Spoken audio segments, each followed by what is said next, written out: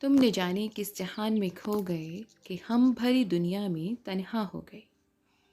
मैं रसोई समेट कर कमरे में पहुंची तो देखा बच्चे मगन होकर टीवी देख रहे हैं। चलो अब टीवी बंद करो, तुम्हें सुबह स्कूल जाना है, कहकर मैंने टीवी का स्विच ऑफ कर दिया। मम्मा, बस 2 मिनट, ईशु ने अनुरोध किया। हमेशा सोचती हूँ कि सब काम जल्दी निपटा लूँ, पर रोज 10 बज ही जाते हैं। सुबह सुबह फिर वही भाग दौड़। मैंने घड़ी पर निगाह डालते हुए सोचा, फिर तभी डोरबेल बजी। इस समय कौन हो सकता है? मैं मन ही मन अनुमान लगा रही थी। अरे यार तुम! सुमित के ऊंचे स्वर में बोलने की आवाज आई थी। इनसे मिलो, ये मेरा दोस्त राजू और यह मेरी पत्नी सीमा। कमरे में प्रवेश कर सुमित ने परिचय करवाया। कितनी गर्मी पड़ रही है, राजू ने सोफे पर बैठते हुए कहा। इनके लिए झटपट ठंडा लेकर आओ। सीमा, सुमित बोले। मैं तुरंत फ्रिज से कोल्ड ड्रिंक निकाली और 2 गिलासों में डालकर ड्राइंग रूम में प्रवेश किया। ठंडा भी लेंगे और खाना भी खाएंगे। तुम क्यों चिंता करते हो यार, राजू कह रहे थे। अरे भाभी, कोल्ड ड्रिंक्स तो हमने कब की छोड़ दी है। कुछ जूस वगैरह हो तो ले आओ, नहीं तो नींबू पानी से भी काम चला लेंगे, राजू ने बड़ी बेतकल्लुफी से कहा। मैं उसका मुंह देखती रह गई। हम लोगों को किचन समेटे बहुत देर हो चुकी थी। फ्रिज में से नींबू निकालते हुए मैं खाने की व्यवस्था के बारे में सोच ही रही थी, पर घर पर आए मेहमान की आवभगत तो करनी ही पड़ेगी। बच्चों के टिफिन में सुबह अचार रख दूंगी। यह सोचकर मैं बच्चों के टिफिन के लिए रखी हुई सब्जी फ्रिज में से निकाल कर गर्म करने लगी। भाभी, घर में अंडे तो होंगे, खाने में बस 2 अंडों की भुर्जी बना देना। राजू की आवाज़ फिर से सुनाई दी। अच्छा मेहमान है। आते ही फरमाइशें शुरू कर दी। पहले नींबू पानी, फिर अंडे की भुर्जी। मैं मन ही मन सोच रही थी, आज इधर का रुख कैसे कर लिया। खाने की मेज पर सुमित ने आश्चर्य व्यक्त करते हुए पूछा। अपनी रज्जो के ससुराल इसी शहर में है, पर उसका शहर स्टेशन से कुछ दूर है। एक दिन टहलते हुए तुम्हारे बड़े भाई साहब मिल गए थे। उन्होंने बताया कि तुम स्टेशन के पास ही रहते हो। मैंने सोचा रज्जू के ससुराल जाते हैं, तुम्हारे पास ही रह लेते हैं। सुबह आराम से तैयार होकर रज्जू के घर के लिए निकलूंगा। वह बोलते ही चले गए। कौन रज्जू? सुमित ने जानना चाहा। मेरी बेटी और कौन, उनका उत्तर था। यह क्या, तुमने इसी शहर में उसकी शादी कर दी और हमें खबर तक नहीं दी? सुमित ने उल्हाना देते हुए कहा। वह इधर उधर बंगले झांकने लगे। और छोड़ो यार इन बातों को, मेरे सोने की व्यवस्था कहाँ है, तुम ये बताओ, मुझे बहुत नींद आ रही है। वह उठते ही बोले।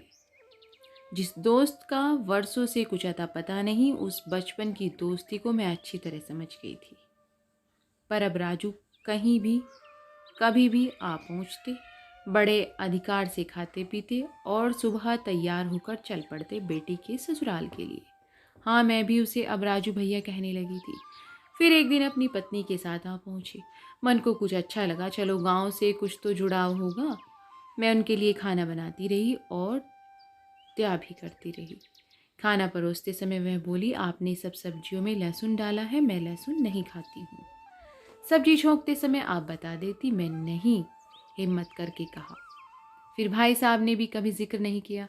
मैंने बात पूरी की। अरे वह तो फक्कड़ आदमी है, जो मिल जाए सब हजम। वह राजू भैया की तरफ देखकर हंसी और बोली। अब खाना खिलाने का सारा उत्साह फीका पड़ गया था। पर अपने आप को यथासंभव संयत करते हुए मैंने कहा, फिर आप खाना, कोई बात नहीं, घर में दही या मलाई होगी, मैं उससे खा लूँगी। मेरी बात बीच में ही काटते हुए बोली, फिर मेरा क्या, मैं तो दूध से भी रोटी खा लेती हूँ। रात को सोने की व्यवस्था देखकर वह बोली, हमें कमरे में नींद नहीं आती, हमारे सोने की व्यवस्था बाहर आंगन में खुले में कर दीजिए, बाहर मच्छर होंगे। कहने पर वो बोली, कोई बात नहीं, हमें आदत है। परंतु आधी रात को दरवाज़ा खटखटाकर कहने लगी, वहाँ गांव की बात और है, यहाँ पर तो हमें खुले में नींद ही नहीं आ रही है। फिर आप अंदर सो जाइए, हम बाहर सो जाते हैं। सुमित खिंचकर बोले, ठीक है, कहकर चुपचाप अंदर आकर सो गई। राम मिलाई जोड़ी।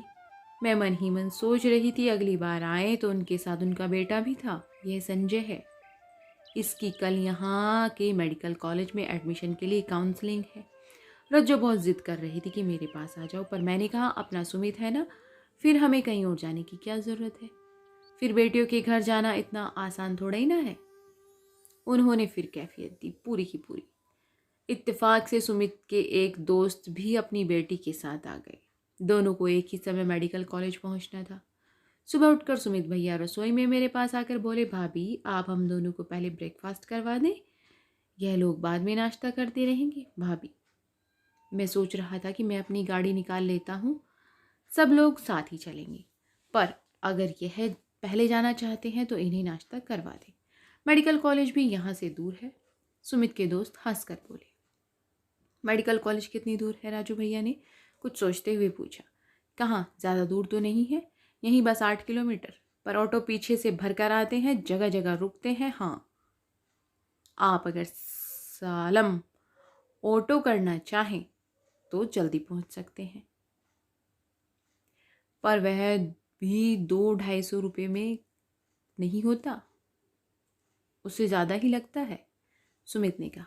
राजू भैया ने झट पासा पलटते हुए कहा, ठीक है हम साथ ही चलते हैं, वैसे भी संजय कह रहा था उसका सिर दुख रहा है। संजय, तुम तब तक कमरे में जाकर आराम कर लो, नाश्ता करते हैं। समय वह सज्जन बोले, मैं अपना सामान साथ ही रख लेता हूँ, उधर से ही निकल जाऊंगा। क्यों? सुमित ने पूछने पर वह बोले, तुम्हारा घर विपरीत दिशा में है, सामान लेने के लिए मुझे दोबारा आना पड़ेगा। ठीक है, मैं भी अपना सामान रख लेता हूँ, आप मुझे भी स्टेशन पर छोड़ दें। बस भाभी, आप रास्ते के लिए 2-4 पराठे और थोड़ी सी सब्जी पैक कर दें। राजू भैया एकदम से बोल पड़े। उनके इस प्रकार की बेतकल्लुफ़ी से अब हम सबको कोफ्त सी होने लगी थी। बच्चे भी चिड़चिड़ाने लगे थे। समय असमय आ धमकने से दिनचर्या गड़बड़ा जाती थी, पर क्या कर सकते थे। तभी एक दिन शीनू बोला, मम्मा राजू अंकल आज फिर आए थे क्या? नहीं तो, मेरा उत्तर था, मैंने उन्हें आज सब्जी मंडी में देखा था, शीनू ने कहा। तभी हाथ में झोला लटकाए राजू भैया आ पहुंचे। बड़े नाज से झोले में से बैंगन निकालते हुए राजू भैया बोले, उस दिन बबुआ पूछ रहा था ना, आपके खेतों में सब्जी भी होती है। मैंने सोचा चलो घर की कुछ सब्जी भाजी ही ले चले। मैं मन ही मन मुस्कुरा रही थी। यह है इनकी घर की सब्जी। बैंगन देखकर सुमित की आंखें चमक गई। वह राजू भैया से बोले, यह सब्जी तुम गांव से लाए हो? और क्या? क्या यहाँ से खरीदी है? वह अचकचाकर बोले, नहीं यार, मैं तो वैसे ही पूछ रहा था। मेरा एक काम करना, इस बार गांव से आते समय चावल की एक बोरी लेते आना। भाई साहब के कई फ़ोन आ चुके हैं, पर मैं काम में उलझा होने के कारण जा नहीं पा रहा हूँ। मैं। राजू भैया हैरान होकर बोले, हाँ, तुम्हें कौन सा सिर पर उठा कर लानी है, बस आते समय अपने सामान के साथ रख लेना। सुमित का उत्तर था, पर हाँ भाई साहब मुझे कुछ दे देंगे। पर वह आनाकानी करते हुए बोल दे, क्यों नहीं देंगे, मैं अभी उनसे फ़ोन पर बात कर लेता हूँ, बोरी अच्छे से सील कर देंगे, बस तुम्हें आते समय ले लेना है। सुमित ने सचमुच राजू से बड़े भाई साहब की तरह बात करवा दी। पर उस दिन के बाद से राजू भैया ने इधर का रुख तक नहीं किया। राजू भैया के वक्त बेवक्त आने से असुविधा तो होती थी, पर उनसे अपनापन सा कायम हो गया था। भले ही वह अपने किसी काम से ही आते थे, पर आते तो थे वो गांव से ही। फिर उनके आने से गांव का हालचाल पता चल जाता था। बच्चे भी राजू अंकल कहते थकते नहीं थे। घर में एक रौनक सी आ जाती थी। जब से उनका बेटा और पत्नी मिलकर गए थे, उसके एक अलग तरह का जुड़ाव सा हो गया था। हालात यह थे कि हर दिन उनका इंतज़ार करता रहता था कि कई दिनों तक दरवाजे की घंटी बजते ही उनके आने की आकांक्षा होने लगती, पर उन्हें नहीं आना था, सो नहीं आए। आज भी हम उनके आने का इंतज़ार करते हैं, पर वह न जाने किस जहान में खो गए और हम भरी दुनिया में उनके बिना तन्हा हो गए। लेखिका की कलम से। अक्सर हमारे जीवन में अनजाने ही कुछ ऐसे व्यक्ति आ जाते हैं जिनकी उपस्थिति हमें नागवार गुजरती है, पर वह हमारे जीवन में इतने गहरे बैठ जाते हैं कि उनकी अनुपस्थिति भी निरंतर सताती है। मेरी यह कहानी यथासंभव सत्य तथ्यों पर आधारित है और मेरे विचार से बहुत से पाठक इनसे तदादम्य स्थापित कर पूरा आनंद उठा सकेंगे। तो दोस्तों, कहानी सुनने के लिए आपका बहुत बहुत धन्यवाद। कहानी आपको कैसी लगी हमें कमेंट्स में ज़रूर बताएं और प्लीज़ आप हमारे चैनल को सब्सक्राइब भी कीजिएगा। तो मिलते हैं आपको ऐसी ही नई कहानियों और नए विचारों के साथ। तब तक के लिए आप अपना और अपने परिवार का भरपूर ध्यान रखें। तब तक के लिए धन्यवाद।